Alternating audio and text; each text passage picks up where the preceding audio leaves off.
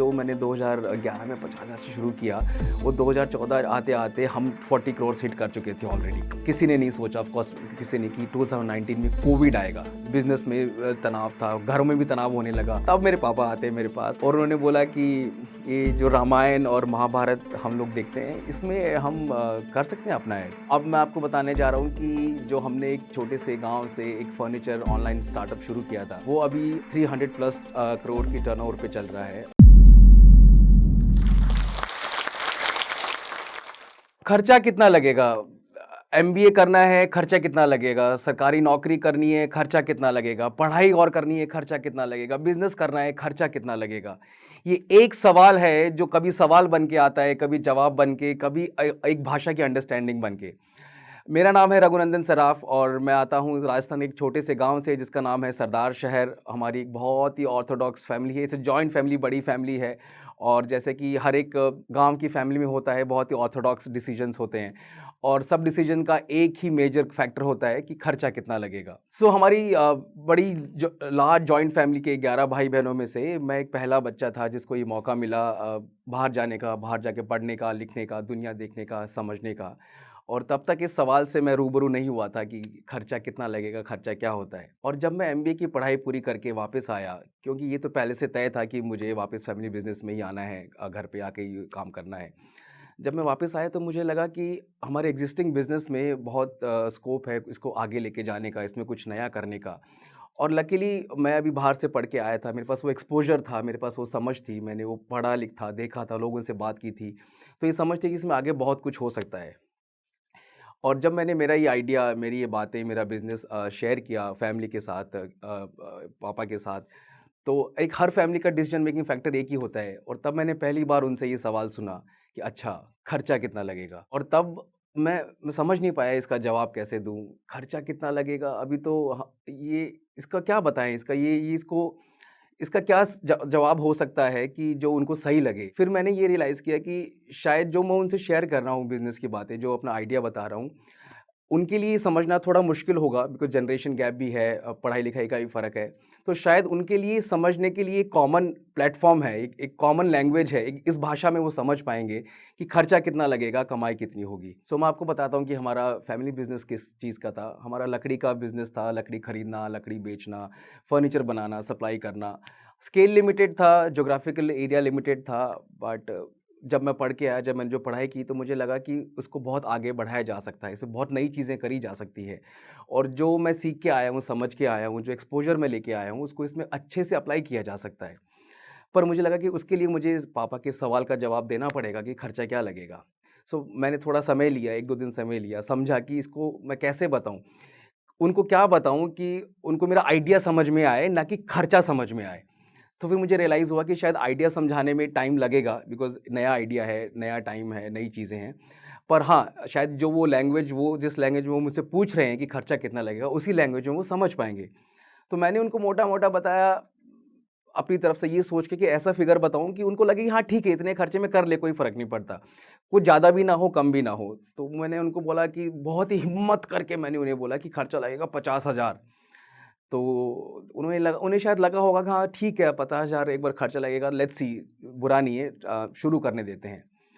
अब वो मुझे उनसे बजट तो मिल गया और बट 50,000 में 2 मेरे पास 2 प्रॉब्लम थी। पहली बात, कहाँ लगाऊँ 50,000, कहाँ से शुरू करूँ? दूसरी बात, 50 में हो पाएगा कि नहीं हो पाएगा? और ये प्रॉब्लम मेरी और बढ़ गई जब मेरी पहली स्ट्रगल सामने आई और जब मुझे पहली बार किसी को ये पूछना पड़ा, क्या पूछना पड़ा कि खर्चा कितना लगेगा?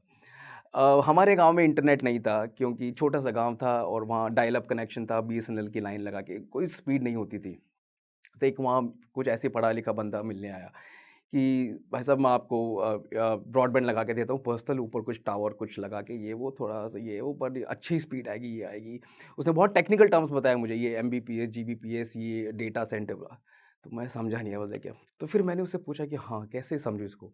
मैंने उसको पूछा, अच्छा भाई, खर्चा कितना लगेगा? सो उसने मुझे बताया, उसने भी बड़ा सोच समझ के बताया, खर्चा लगेगा 18,000। तो आई वाज़ लाइक 50 तो हैं, 50 में से 18 गए, अब क्या करें? But I was like internet तो ज़रूरी है, उसके बिना कहाँ हम ऑनलाइन शुरू करेंगे? सो वहाँ से शुरू हुआ ये सफ़र कि जब मैं था, सेम सोचने वाले और लोग भी थे, और एक अच्छा ये अंडरस्टैंडिंग थी सबकी कि हाँ, खर्चे पे रिटर्न के बेसिस पे हम सारी चीज़ें समझ पा रहे हैं। ज़रूरी नहीं है कि हम खर्चे की बात कर रहे हैं, हम हमारा इकोसिस्टम समझ रहे हैं। और तब हमने शुरू किया ये हमारा brand insaraf.com, which is a online furniture brand. अब मैं आपको बताने जा रहा हूँ कि जो हमने एक छोटे से गाँव से एक फर्नीचर ऑनलाइन स्टार्टअप शुरू किया था, जो कि अब आपको पता है कि 50,000 से शुरू किया था। वो अभी सबके साथ मिलते होते हुए, साथ बढ़ते-बढ़ते 300 प्लस करोड़ की टर्नओवर पे चल रहा है। और मेरी ये जो जो जर्नी रही है 50,000 से 300 प्लस करोड़ की, मेरे को लगता है कि इस जर्नी में बहुत सारे ऐसे पार्ट्स हैं, बहुत सारे ऐसे इंसिडेंट्स हैं जो अगर शेयर करने को मिले तो काफ़ी लोगों को हेल्प भी कर सकता है, मोटिवेट भी कर सकता है, और ये भी दिखा सकता है कि स्ट्रगल जो होती हैं वो आपको टेस्ट करती हैं। वो अगर स्ट्रगल होगी तभी आप कुछ और अच्छा करके ग्रो करोगे। तो वो एक स्टेपिंग स्टोन होता है स्ट्रगल्स का। सो थोड़ा-सा आपको मैं बताता हूँ कि कहाँ से मेरी जर्नी अब ये शुरू हुई। हमने इंटरनेट तो ले आए, अब 50,000 में इंटरनेट तो आ गया, अब फर्नीचर भी ऑलरेडी हमारे पास था, उसको ऑर्गेनाइज़ भी किया, वेबसाइट बनाई, ऐप बनाई, सब कुछ बेचना शुरू किया। पर ये शर्ट नहीं है, ये पेन ड्राइव नहीं है, ये फ़ोन नहीं है, ये बेड है, ये डाइनिंग है, ये सोफ़ा सेट है, इसको मैं कैसे आपके घर तक पहुँचाऊँ? ये बहुत बड़ा प्रोडक्ट है, इसको घर पे पहुँचाना भी है, इसको आपके रूम में लगाना भी है, इसको असेंबल भी करना है। और मैं बात कर रहा हूँ 2010-2011 की, तब शिपिंग कंपनीज़ ने तब डिलीवरी नहीं थी, ई-कॉम एक्सप्रेस नहीं था, तब अमेज़न, फ्लिपकार्ट नहीं थे, मैं तब की बात कर रहा हूँ। तो उस दौरान कैसे हम इस फर्नीचर को आपके घरों तक पहुँचाएँ? तब मेरी स्ट्रगल शुरू हुई शिपिंग कंपनी से बात करने की। उनसे रात भर बात करता था। उनको मेरे यहाँ बुलाया, मैं उनसे मिलने गया। उनको पोटेंशियल दिखाया कि ये पोटेंशियल है, ये बिज़नेस है, इतना होगा, ये होगा। रात को 3-3 4-4 बजे तक जग के गाड़ियाँ लोड करवाई, मेज़रमेंट्स लिए, सब कुछ किया टू मेक श्योर कि अब है, सब कुछ है। प्रोडक्ट भी है, लोग खरीद भी रहे हैं, पर इसको घर पहुँचाना है, इसको वहाँ असेंबल करना है ताकि लोग इसको यूज़ करें। जो हमारा प्रोडक्ट का एक मेन चीज़ था कि अफोर्डेबल, शीशम वुड फर्नीचर है, अफोर्डेबल है, और इसको जब तक पहुँचाएँगे नहीं तब तक कैसे होगा? तो वहाँ ये shipping was one of the biggest struggle जो मैंने फेस की। बट येस, वो टाइम है और आज की शिपिंग कंपनीज़, अब there are tens of shipping companies जो ये सब करने को तैयार है। ये एक बहुत बड़ी स्ट्रगल थी जो अब बहुत कम हो गई है, बट उस वक़्त ये था कि सब कुछ होने के बाद भी अगर ये ओवरकम नहीं करते तो हम कहाँ जाते। सो वेबसाइट बन गई, ऐप बन गई, ऑर्डर्स आ रहे हैं, लोग खरीद रहे हैं, हमने बेचना शुरू किया, लोगों के घर पे फर्नीचर पहुँचाना भी अब शुरू किया, और ऑब्वियसली अब रिजल्ट्स दिखने लग गए। अब जो खर्चा कितना हुआ है, उसके ऊपर रिटर्न्स क्या आ रहा है, वो भी हमें दिखने लग गया। एंड ऑफ कोर्स कौन घरवाला खुश नहीं होगा, कौन घरवाले खुश नहीं होंगे जब जब व्हेन दे सी कि खर्चे का रिटर्न्स आ रहा है। सो गॉड्स ग्रेस हमने पहले 1 साल, 2 साल, 3 साल में बहुत अच्छे रिटर्न्स किए, एंड बाय दिस टाइम उनके सवाल थोड़े कम हो गए थे अब कि खर्चा कितना लगेगा, बिकॉज़ उनको दिख रहा था खर्चा तो लग रहा है बट खर्चा रिकवर हो रहा है। एंड आई वाज़ हैप्पी, मैं बहुत खुश था कि जो अप्लाई करना चाहा पढ़ लिख के, उसका रिज़ल्ट खुद को भी देखने को मिल रहा है इतनी जल्दी। So God's grace I was very happy. और अब लगा कि ऑनलाइन है, ग्रोथ ग्रोथ यहीं होगी, ट्रिगर यहीं से मिलेगा, ऑर्गेनाइज़ भी इंडस्ट्री यहीं से होगी। बट कुछ मिसिंग लग रहा था कि कि कस्टमर्स को इंटरेस्टेड हैं, बट ले रहे हैं, बट जितने आ रहे हैं उतने ले नहीं रहे। कुछ पॉइंट मिसिंग लग रहा था कि क्या क्या मिसिंग है। फिर मुझे रियलाइज़ हुआ कि अगर आप एक आईफ़ोन खरीद रहे हैं या फ़ोन खरीद रहे हैं तो आपको पता है कि क्या आएगा, it's a very standardised product. Furniture में नहीं पता कि कैसा आ सकता है, क्या नहीं आ सकता। तो हमने डिसाइड किया है कि एक एक्सपीरियंस सेंटर खोलते हैं। एक्सपीरियंस सेंटर मीन्स कि वहाँ जाके आप प्रोडक्ट देख सकें, हाथ लगा सकें, टच कर सकें, फ़ील कर सकें, साइज़ का आइडिया लगा सकें, क्वालिटी का आइडिया लगा सकें। सो ये सब मैंने स्टोर्स के बारे में सोचा, सब कुछ लगा सब कुछ ठीक होगा, बट येस अभी मेरे सोचने से नहीं होगा, अभी घर पे बताना पड़ेगा फैमिली में कि क्या करना है। सो मुझे लगा अभी सब कुछ ठीक है, उन्होंने बिज़नेस भी देख लिया है, ग्रोथ भी देख ली है, नाउ अभी बहुत ईज़ी कन्वर्सेशन हो गया, आराम से वो समझेंगे सब कुछ।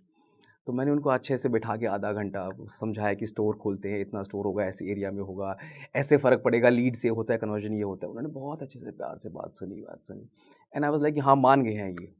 फिर एकदम से आवाज़ आई, खर्चा कितना लगेगा?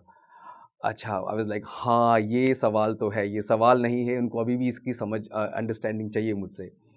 और फिर मैंने इस बार मैं प्रिपेयर्ड था उनको इस सवाल का जवाब समझाने के लिए, ना सिर्फ जवाब देने के लिए बट समझाने के लिए।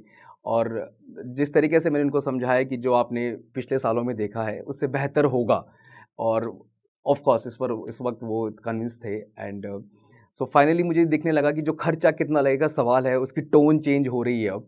And that's when you know कि हाँ, आप ग्रो कर रहे हो, आपको पता लगता है। और फिर हमने हमारा पहला स्टोर खोला बैंगलोर में, एमजी रोड में, 2014 में।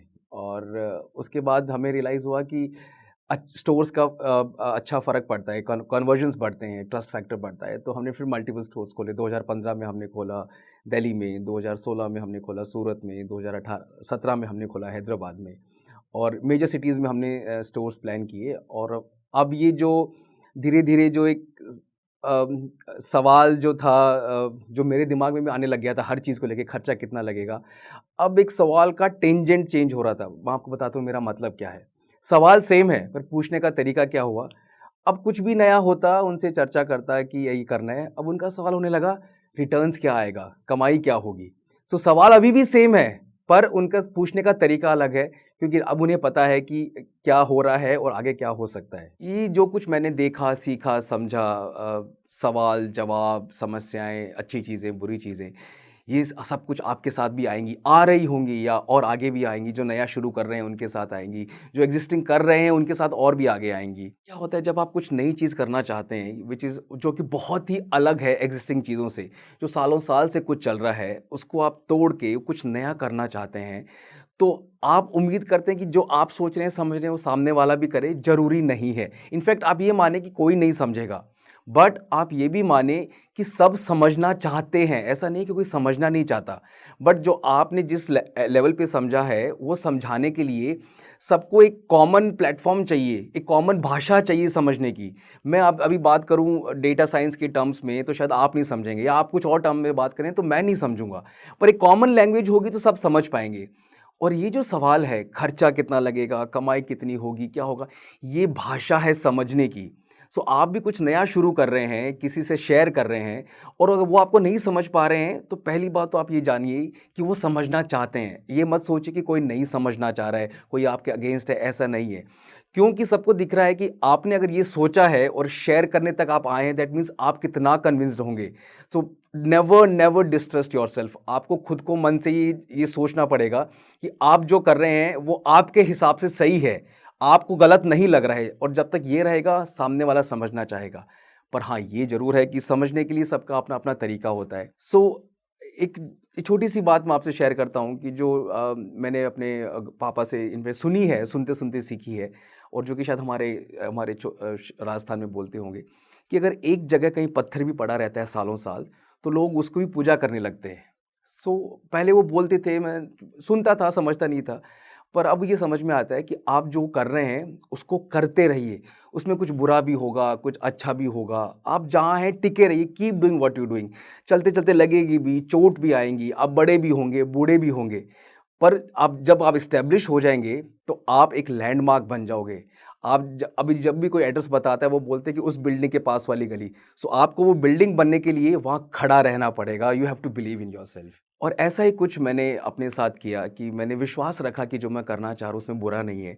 मुझे उसका पोटेंशियल दिख रहा था, मुझे मार्केट दिख रहा था, मुझे और लोग दिख रहे थे कि ये करना चाह रहे हैं, मुझे अपने आप पे विश्वास था, प्रोडक्ट पे विश्वास था। इसी का नतीजा था कि जो मैंने 2011 में 50,000 से शुरू किया, वो 2014 आते-आते हम 40 करोड़ हिट कर चुके थे ऑलरेडी। इस सब के पीछे एक चीज़ ये ज़रूर थी कि सबसे बड़ा जो कॉन्फिडेंस मुझे मिल रहा था वो इसमें था कि ये नया है, और नए को मैं चला रहा हूँ, I am in the driving seat. और जो मुझ पे जो जो मुझे खुद पे विश्वास है, आज मुझे वो विश्वास सब में दिखने लग गया है मेरे ऊपर।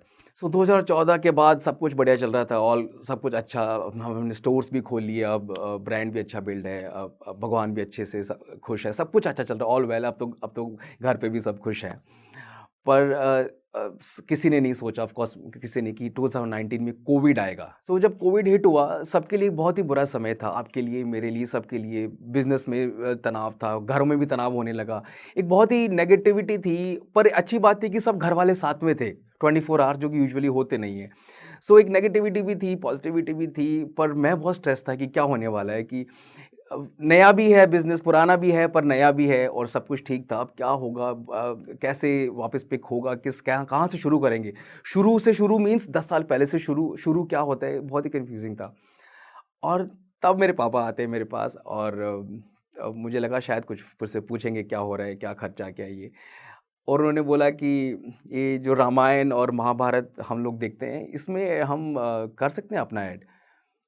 तो मैंने कहा हाँ, कर सकते हैं और मैं अंदर ही अंदर सोच रहा हूँ, वेट कर रहा हूँ, कब पूछेंगे, कब पूछेंगे, कब पूछेंगे? बट नहीं, उन्होंने नहीं पूछा खर्चा कितना आएगा। ये पहली दफ़ा था जब उन्होंने मुझसे पूछा नहीं कि खर्चा कितना आएगा और उन्होंने मुझे बोला कि ये करो। और मेरे लिए तो ये बहुत ही अच्छी चीज़ थी कि मुझे खुद खुद वो आके कुछ कह रहे हैं, तो हमने तब उनमें एडवर्टाइज़मेंट किया और ऑफ़ कोर्स तब सेल्स नहीं थी, तब बिज़नेस बंद था, सबके सब हम हिट थे बट एंड मैं श्योर नहीं था honestly, this was the first time कि मैं श्योर नहीं था कि हम कुछ कर रहे हैं, उसका रिज़ल्ट क्या होगा, होगा कि नहीं होगा, आरओआई होगी कि नहीं होगी, जो रिटर्न ऑन इन्वेस्टमेंट हम लोग कहते हैं कि खर्चा तो कर लिया, अब इसका रिटर्न आएगा कि नहीं आएगा। सो यही होता है कि जब आप खुद पे विश्वास करके कुछ काम करते हो, तो बाकी लोग भी आप पे विश्वास करते हैं और उसका फाइनल रिज़ल्ट क्या होता है, वो बताता हूँ कि इस एडवर्टाइज़मेंट से क्या हुआ। सो कोविड जैसे ही लॉकडाउन खत्म हुआ, काम शुरू हुआ, फैक्ट्री शुरू हुई, लोग आना शुरू हुए और हमने देखा कि अचानक से ऑर्डर्स बहुत आ रहे हैं, लाइक पहले से ज़्यादा आ रहे हैं। कितने ज़्यादा? 300% ज़्यादा ऑर्डर्स आ रहे हैं। मैं सोच रहा हूँ 2 चीज़ कि बाकी कॉम्पिटिटर्स कहाँ गए? कि आ रहे हैं अच्छी बात है, पर एनालाइज़ करना पड़ेगा क्यों आ रहे हैं, कहाँ से आ रहे हैं? सो मैंने 2 चीज़ देखी, एक तो कोई भी कॉम्पिटिटर जो था, सब सो रहे थे लकीली, पर मेरे पापा नहीं सो रहे थे, क्योंकि उन्होंने इस बार खर्चा नहीं देखा, उन्होंने इस बार मुझे बोला कि ऐड करो। सो जब सब लोग घर पे बैठ के रामायण, महाभारत देख रहे थे, तब वो हमें भी देख रहे थे और तो वो उनको जैसा उनको भगवान राम और भगवान कृष्ण याद रहे होंगे, शायद हमारा भी प्रोडक्ट याद रहा होगा। और जैसे ही सब कुछ शुरू हुआ तो सबको चाहिए था क्या? ना तो बेड चाहिए, ना टेबल चाहिए, ना सोफ़ा चाहिए। क्योंकि लॉकडाउन में सब बेड से भी परेशान थे, टेबल से भी परेशान थे, सोफ़ा से परेशान थे। एक चीज़ अब सबको चाहिए, वो थी स्टडी टेबल। और स्टडी टेबल ऐसी कैटेगरी थी जिसने हमें 1 साल में 300% ग्रोथ दी। प्री कोविड पे हम जहाँ थे, उसे हमने 1 साल में 300% ग्रो किया आफ्टर कोविड। सो ये जो ग्रोथ थी, ये कहानी है, ये एक समरी है कि जब आप खुद पे विश्वास करते हो और तब आप औरों का विश्वास अपनी तरफ खींचते हो और उनके जो भी सवाल होते हैं, वो सब आपके लिए होते हैं, आपके अगेंस्ट नहीं होते। हाँ, आपके लिए समझना मुश्किल होता है कि वो क्या पूछना चाह रहे हैं, पर उनके लिए भी तो ये समझना मुश्किल होता है कि आप क्या कहना चाह रहे हैं। और उसी की एक शायद कॉमन लैंग्वेज है कि खर्चा कितना लगेगा। और फिर कोविड के 1 साल बाद हमने ग्रो किया 300% और उसके बाद गाड़ी नहीं रुकी। भगवान भी साथ में रहा, हमने बहुत सारे सेलिब्रिटी एंडोर्समेंट्स भी किए। जैसे कि अभी Jonty Rhodes south African legendary cricketer हमारे ब्रांड एम्बेसडर हैं। तो सब कुछ अच्छा, टिल नाउ सब कुछ बहुत ही अच्छा चल रहा है। बट एक जो चीज़ मैंने एक डर उसके कह सकते हैं, एक गलती कह सकते हैं या एक नासमझी कह सकते हैं, वो मुझे हिट मुझे खुद को लगने लगा जो शायद नहीं होना चाहिए।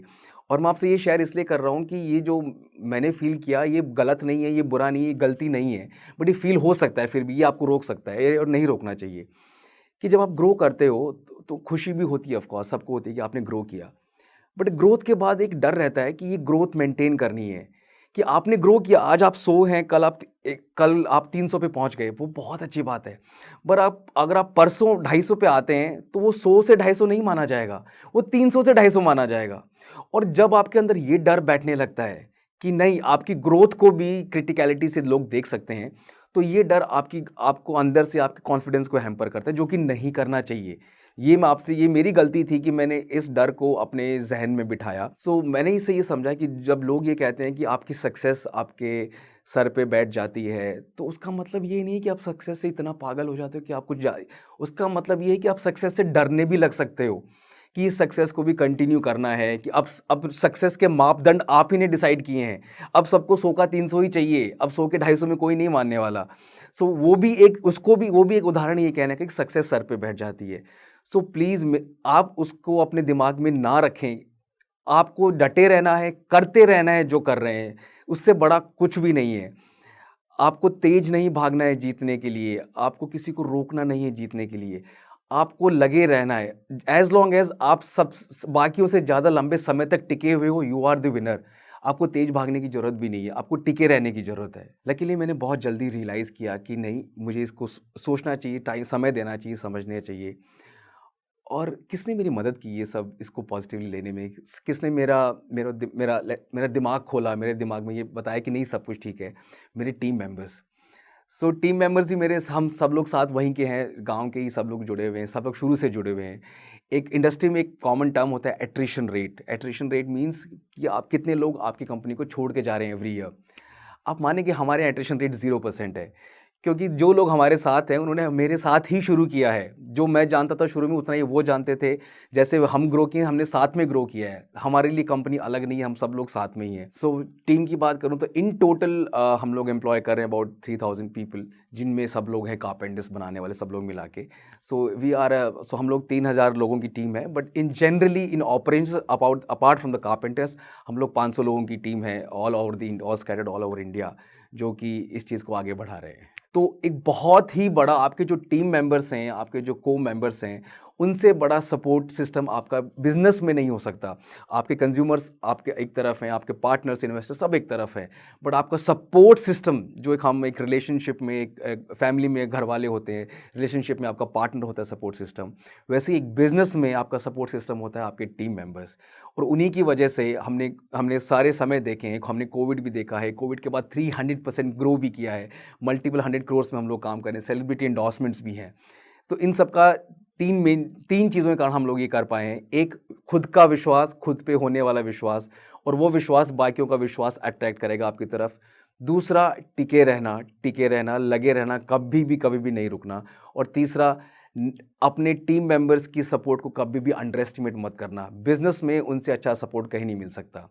और फाइनली ये जो सवाल है, खर्चा कितना लगेगा, एक धंधे में इससे सुंदर सवाल नहीं हो सकता।